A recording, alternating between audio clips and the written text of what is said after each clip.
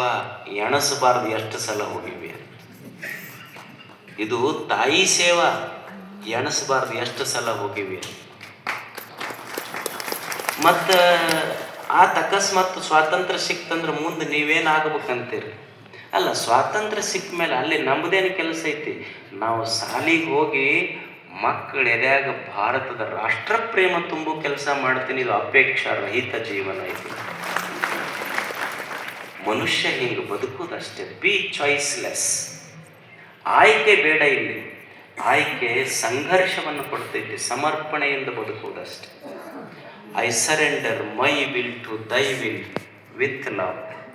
Unconditional love. ಈ ನಿಸರ್ಗದ ಜೊತೆ ಸಂಘರ್ಷ ಬೇಡ. ಸಮರ್ಪಣೆಯೊಂದಿಗೆ ಬದುಕುವುದಷ್ಟೇ. ಸಮರ್ಪಣೆಯೊಂದಿಗೆ ದೇವರು ಇದೊಂದು ಜೀವನ ಕೊಟ್ಟನಲ್ಲ, ಅವನಿಗೆ ಅರ್ಪಿಸಿ ಬದುಕುವುದಷ್ಟೇ.